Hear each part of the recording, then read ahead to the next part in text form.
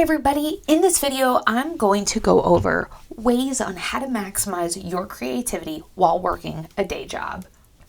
So a little bit of background, I have a full-time job, also have other creative passions, and let me tell you, I get so exhausted, but I've found hacks that work and things that don't work.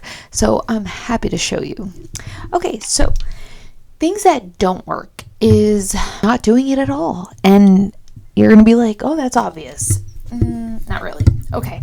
So if you find yourself being like, oh, yeah, we'll do it tomorrow. That's a dangerous territory, because if you find that you've missed more than 3 days in a row, yes, be gentle on yourself. Yes, forgive yourself. Yes, accept where you are at that moment. However, if you do not continue to do it, I'm guilty.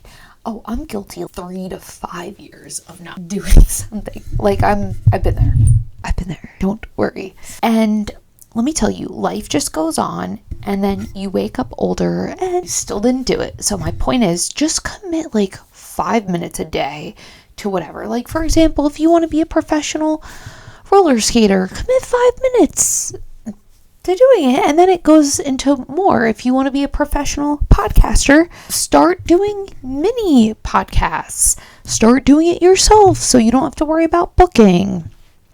Start small. That's my best tip. Okay, so I think when you're so busy, you really genuinely have to carve out time.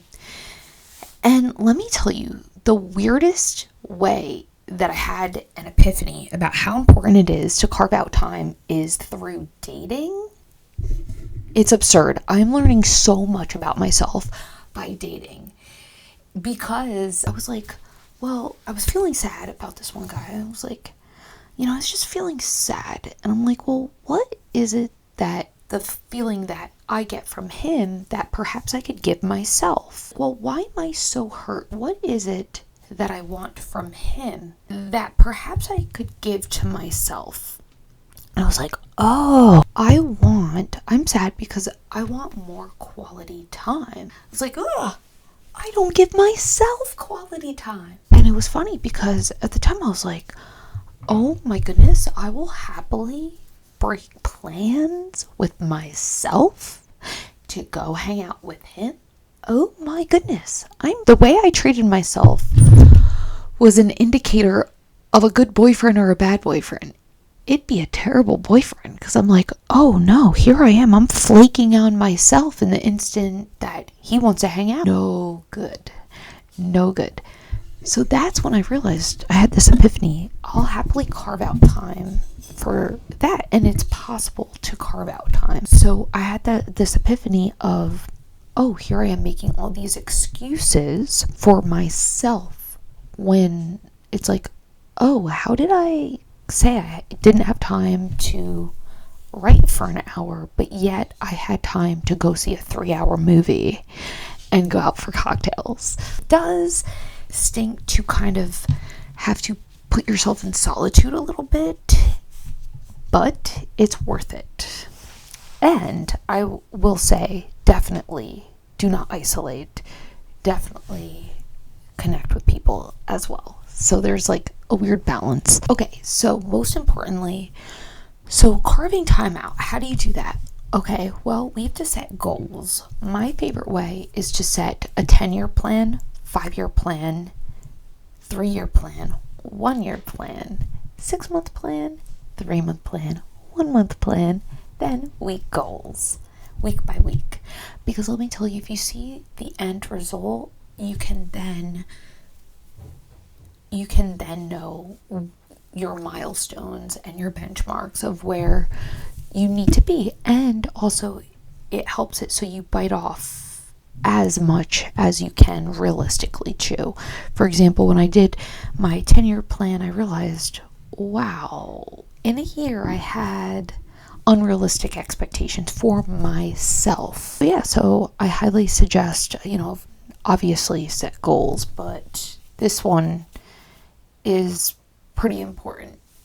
Something that I know it's so easy to be oh, I know, I don't need to say, I know what I want. Just do it. Just set your goals, write them down so you have them. Time management. This one's interesting. This one's interesting because it's obvious. These are all obvious, but there are hacks to doing it. And for example, I have ADHD, so time management, I'm just like, obviously, yeah, that's important. However, my biggest weakness. So I have found helpful ways to manage my time in the sense of when I do procrastinate, I'm now looking at the feeling. I didn't do that before. So whenever I used to procrastinate, I would just be mad at myself and be like, oh my goodness, how is it that I refreshed the same browser for 3 hours? Okay, now, like since a month ago, this new year, I'm now saying, okay, hold on. What am I feeling? Why am I feeling this? Oh, I'm feeling, and then you have data to better pivot. So I'm like, oh, I'm feeling inadequate. Why? Is that true? And so, yeah, so definitely when you're procrastinating, think about why are you procrastinating?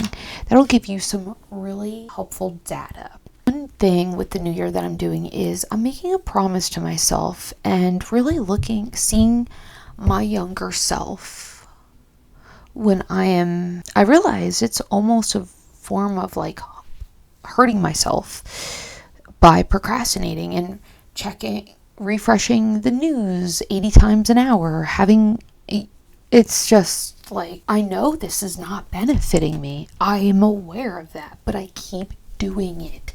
And when I do it, I feel worse about myself. And so I realized, I was like, wow, like why I'm actually hurting myself. Like, why do I have this?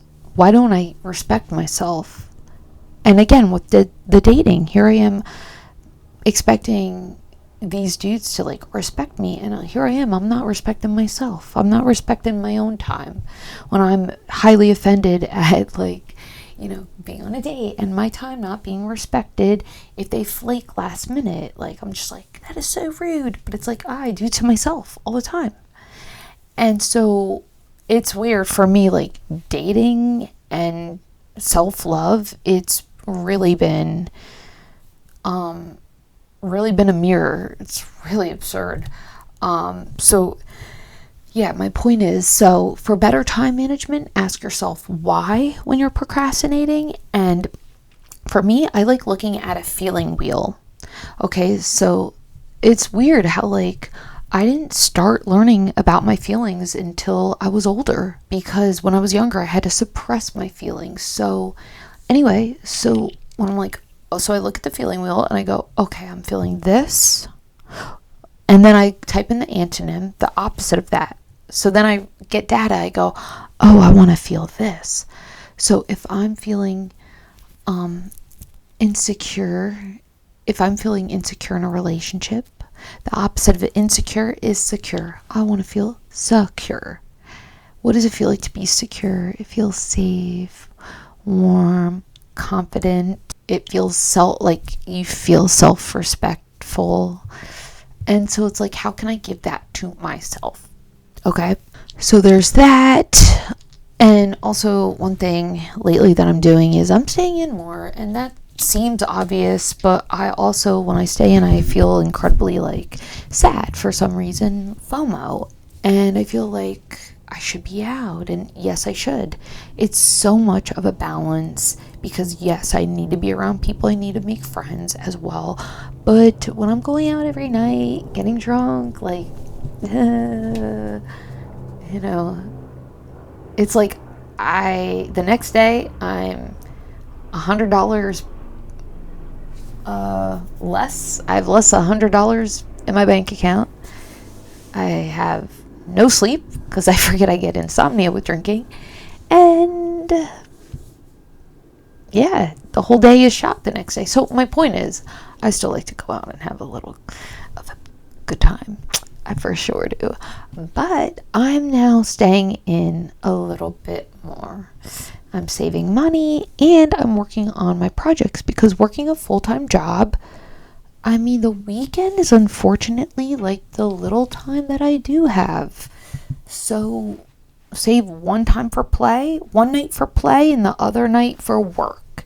And it will feel isolating. But know that, like, you're on a mission, you're on a road less traveled. So feel not alone in that. Finding inspiration. Okay, this is where the play does come in. Okay, so just before I was saying, like, stay in a little bit, this is where play does come in. Because sometimes I'll be like writer's blocked, or I just am not inspired, and then I do something silly, something absurd, and oh my goodness, it's like a well, like water, like ideas just start flowing, seeing new things, and oh my goodness, I would love to travel. Hopefully I will soon. I'm figuring it out how to make money, but like, oh my goodness, I wish I could travel so much. Whenever I do, like, whenever I do go new places, I forget how small I am compared to the world, and the world is a magical place. So hopefully, let's all work hard so we can save up and travel and be inspired by how cool the world is. So my point is, go play, go make new friends, put yourself in a weird situation. I'm the type of person, I feel really uncomfortable going places alone. And lately I've been doing that, and it does feel weird. And just know, yeah, you're going to feel weird. You're going to feel really weird. But you make friends. And, making friends is not instant. So it's okay. It'll take time. Give it time. And, setting boundaries. For example, I have to set boundaries with myself, not to check the news, if I'm tired, I do have to keep going. So yeah, be mindful of like toxic productivity. Most important thing is how you don't get into that toxic productivity zone is, like, if you're mad at yourself, like, don't be hard on yourself. It's so easy to be hard on yourself. Don't be hard on yourself. Be gentle. This one tip of talk to yourself like you would a baby. For example, when I slip up, I'm just like, it's okay. You're all right. It's okay. And that really helps. Like, just the absence of shame is so helpful. It's one little thing, but a lot of us, we're hard on ourselves. And when you're creative and you have to work a lot, it's exhausting. And just know you're not alone. You're not alone. And there are times when I do push through my tiredness, and I don't know if that's healthy, but also I do know if I did listen to, like, whenever I was tired or whatnot, things would not get done. So hopefully I can just focus on doing one thing, but until then, we do have to juggle multiple things, and I hope you're very, very proud of yourself for making time for your creative projects. So give yourself a pat on the back. Yes, high five. You're awesome. You're doing awesome. Keep going and keep giving yourselves that. Be your own cheerleader, because what you're doing, working a full-time job and having your side hustles, it's really amazing. And I hope you know that. All right, guys. Sending you energy. Bye.